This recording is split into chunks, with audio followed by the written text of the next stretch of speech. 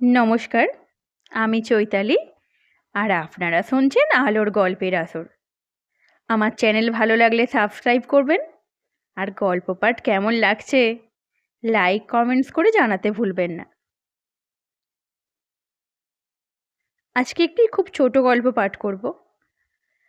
ছাত্র বনফুল। কাঠফাটা রোদ, চতুর্দিকে অগ্নিবর্ষণ করিতেছে। আমার কিন্তু ভ্রুক্ষেপ নাই। আমার সমস্যা 150 অঙ্ক এবং 100 পৃষ্ঠা হাতের লেখা। গ্রীষ্মাবকাশের হোম টাস্ক, থার্ড মাস্টারের রুদ্রমূর্তি, রুদ্রতর ভাষণ এবং রুদ্রতম বেত্রাঘাতের কথা ছাড়া অন্য কিছু ভাবিবার অবসর নাই। আমি তাহার প্রিয়তম ছাত্র বলিয়া আরও বেশি ভাবনা। সুতরাং নিদারুণ গ্রীষ্মকে উপেক্ষা করিয়া গৌরীশঙ্কর খুলিয়া বসিয়া আছি।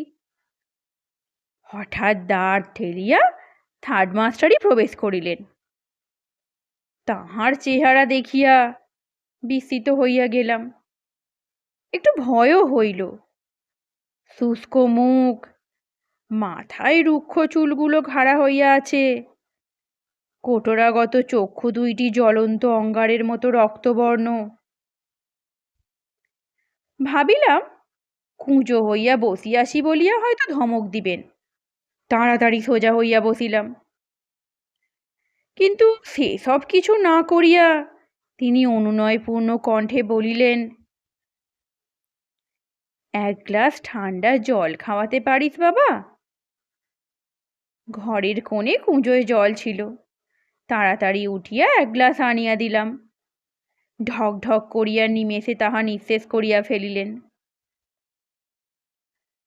আর এক গ্লাস দিলাম, তাহাও নিমেষে শেষ হইয়া গেল। আর এক গ্লাস চাই।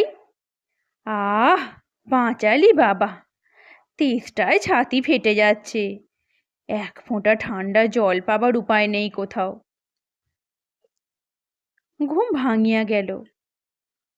স্বপ্ন, বাস্তব কিন্তু আরও নিদারুণ।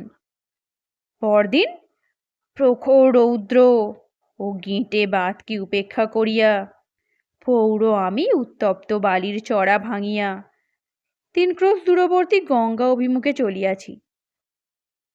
30 বৎসর পূর্বে স্কুলে যে থার্ড মাস্টারের নিকট পড়িয়াছিলাম, যিনি আজ প্রায় 20 বৎসর পূর্বে অপুত্রক অবস্থায় মারা গিয়াছেন, কাল সহসা তাহাকে স্বপ্নে দেখিয়া আমি। আপনারা যাহা বলিবেন তা আমি জানি।